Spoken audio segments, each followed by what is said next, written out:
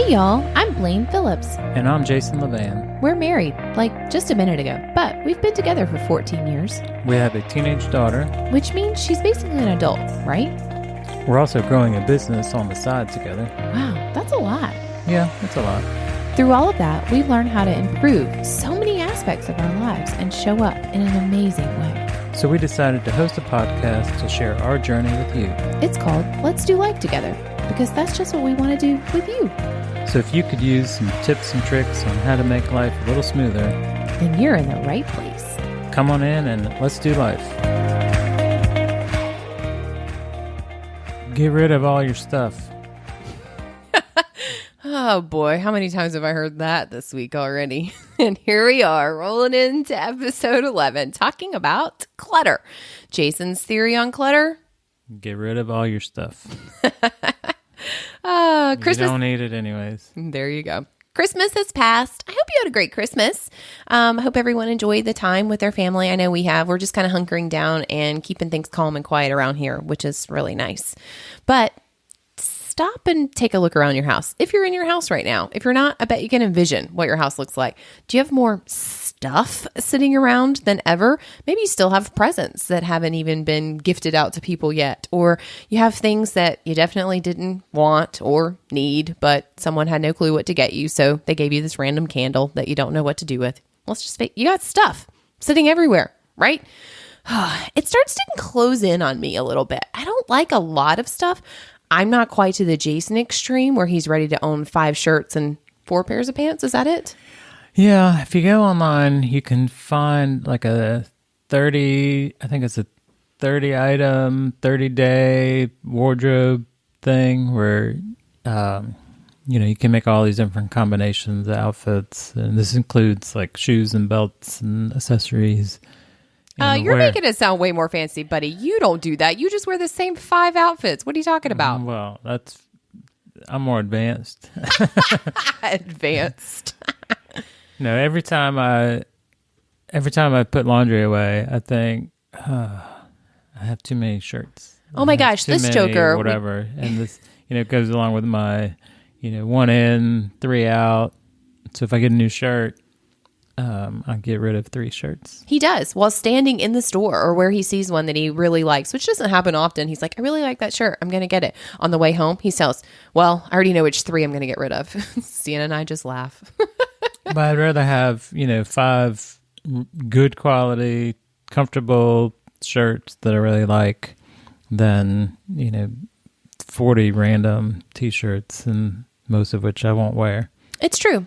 So I might not be quite to Jason's extreme, but I don't like a lot of stuff. I don't like clutter sitting around in piles of different things in different spaces. Because let's be honest, that clutter has effects on us. Like when your home should feel like your sanctuary. Like when you drive in, you should just already start to feel it, your shoulders letting down, and you can exhale and you're like, but when there's crap sitting everywhere and piles and you can't find the kitchen counter and the laundry is overflowing, it doesn't feel like that. It becomes a place that you don't like to go and that you avoid at all costs. And that's not good. Right. Think about if you've been to like a fancy spa or something. It's not full of clutter and stuff everywhere. It's open and light and calming and everything has a purpose. It's not just, a decoration to have a picture on the wall. Everything has a purpose. Why didn't you give me a spa gift certificate for Christmas? That would have been nice. I might have. No, you didn't. Oh, yeah. Christmas is past. Right. Ha ha ha. Oh, boy. Anyway, what I find when that stress, like when home is not a sanctuary and you come in and you're stressed, you're shorter. Your temper's shorter. You don't have as much patience. And when you don't have as much patience, you don't have the fortitude to make good choices in whatever that is. For me, it leads to unhealthy food choices. I'm just like, forget it. There's stuff everywhere. The food's piling out of the cabinets. I don't know what to eat in the fridge because it's unorganized and there's clutter everywhere. And it leads me to unhealthy food choices.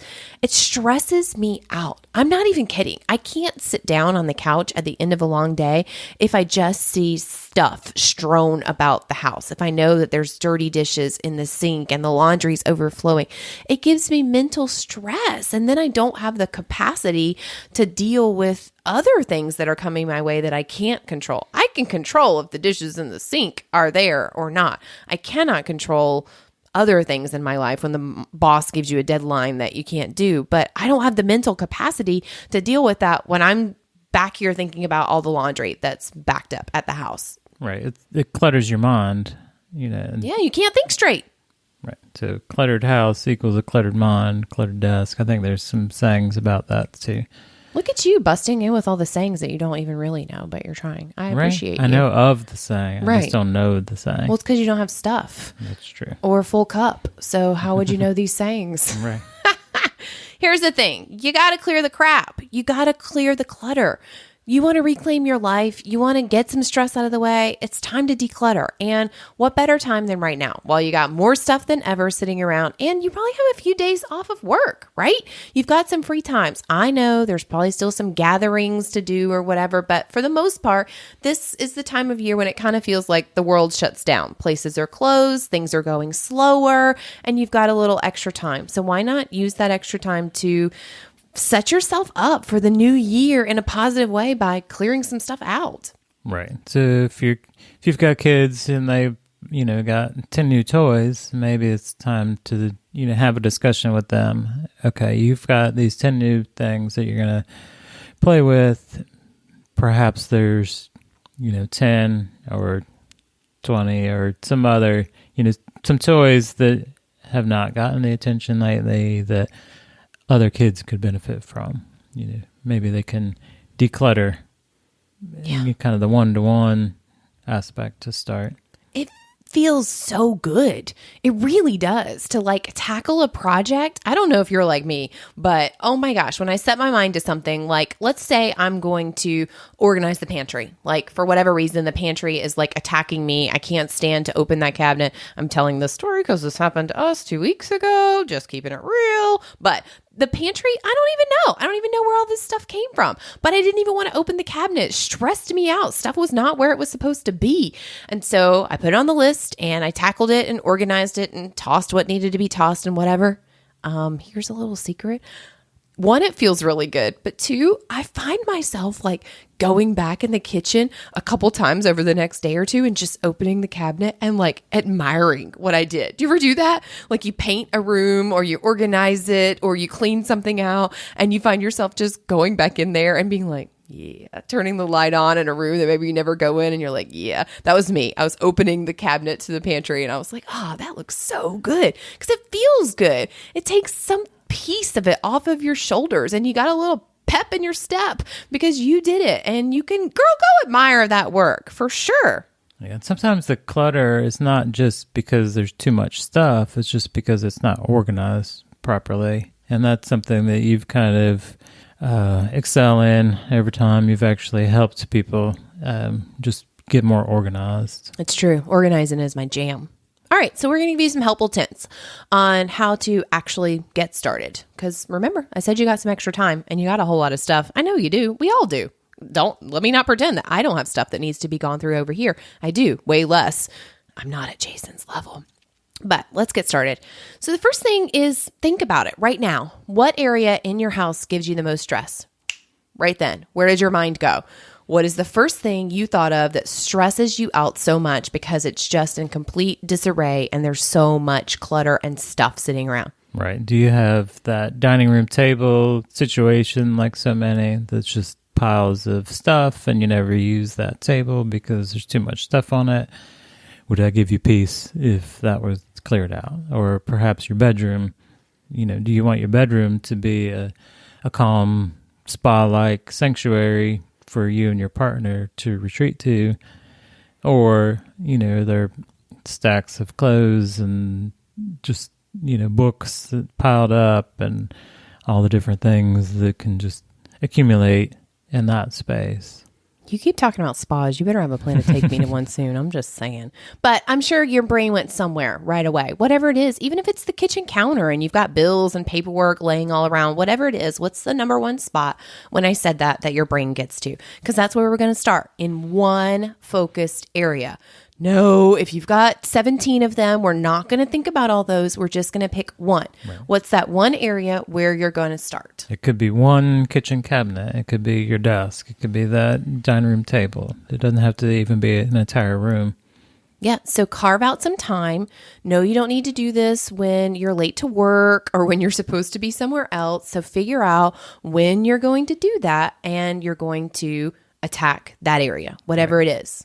Clothes, your closet or one drawer in your dresser is, I think, a good starting point, or the toy bins.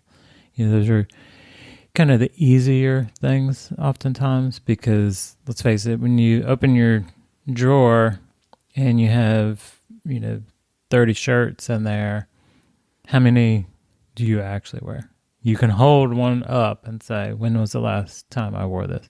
It doesn't even fit. So, that's a good clue of you don't need it. And then you clear out and you go buy stuff that you're actually going to enjoy and wear. Yeah. So when you get to that area, you've carved out your time.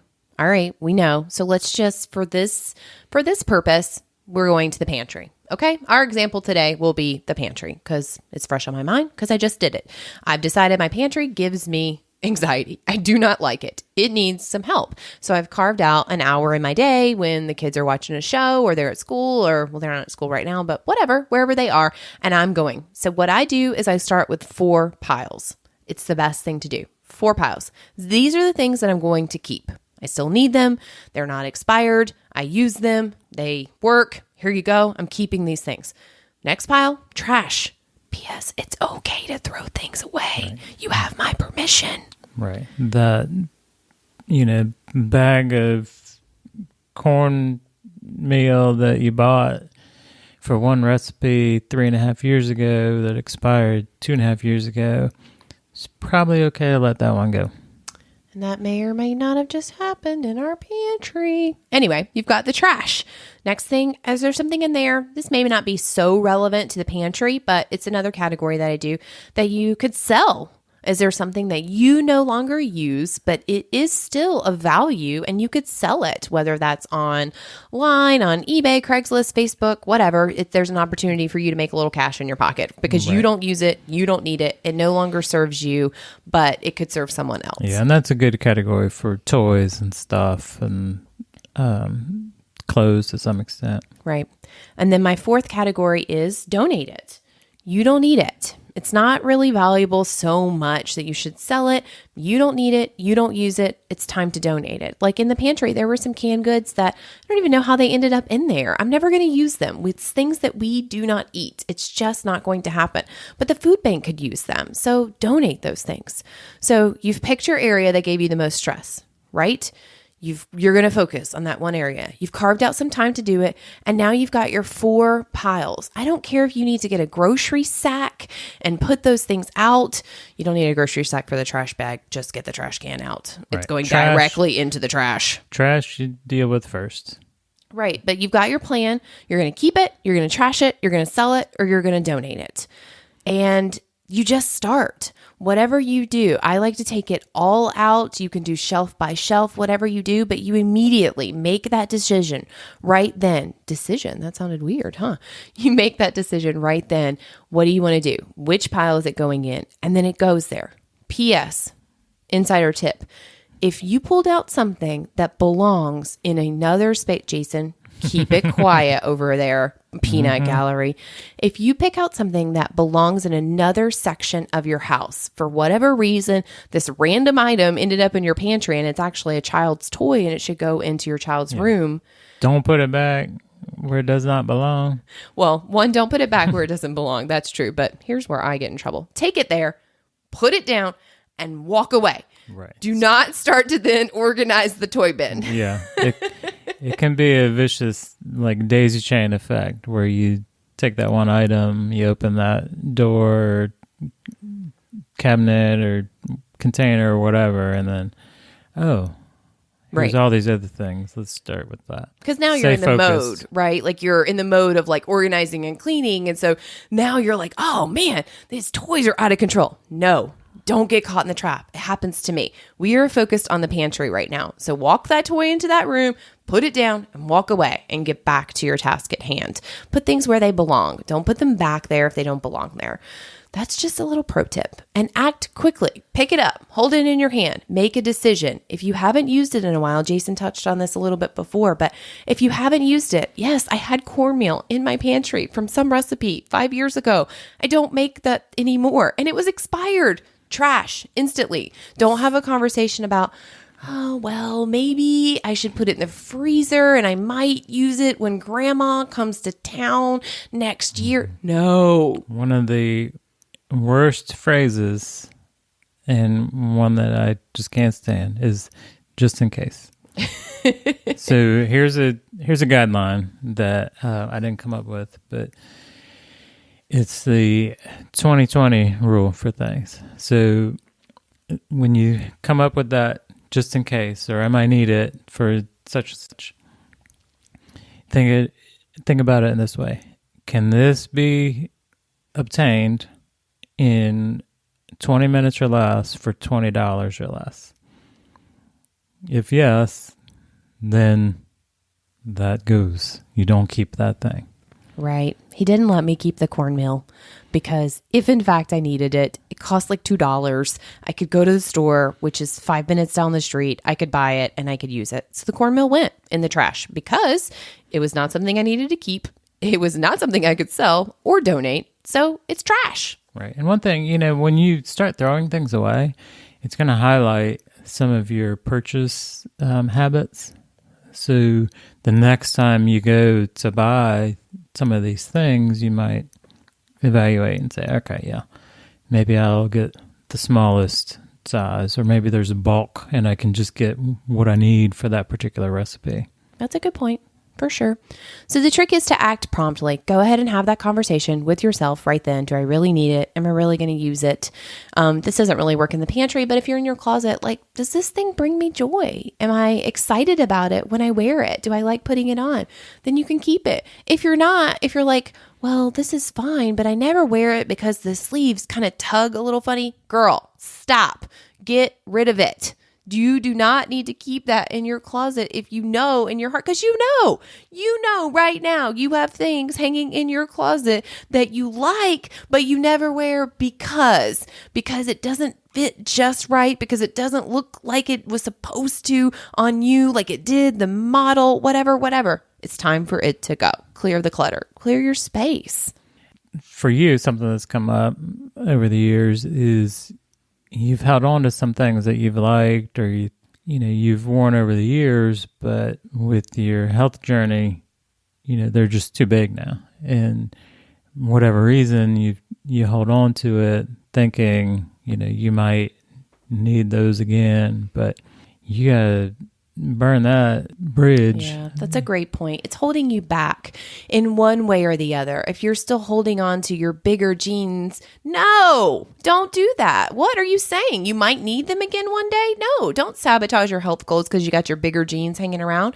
And on the flip side of that, if you're holding on to these gold jeans, these skinny jeans that have been taunting you for 2 years, that's making you feel bad about yourself every time you're opening the closet and they're hanging there and you still haven't gotten into them. Girl, get rid of those and don't let it steal your joy like that. When you reach your goals, it'll be a milestone and you'll go out and you'll buy new jeans. Chances are they're out of style anyway. So let that be a part of it. Don't hold on to something that could be holding you back in one way or the other. That's a great point, because I held on to my bigger clothes for a long time. Why? I wasn't going back there, but it was in some way a safety net that said I could if I needed to.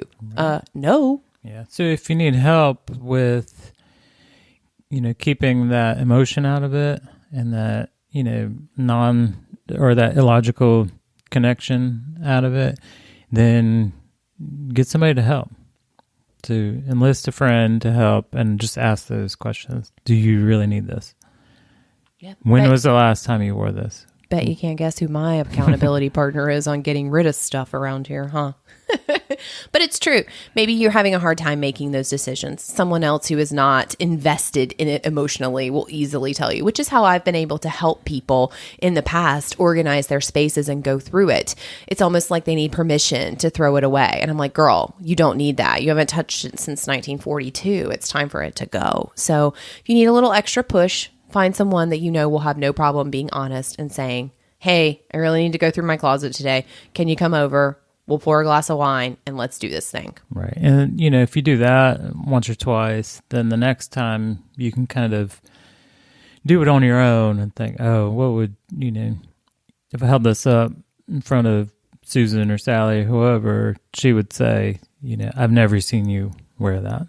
So that goes. Because you have to iron it and you don't even own an iron. So get rid of it.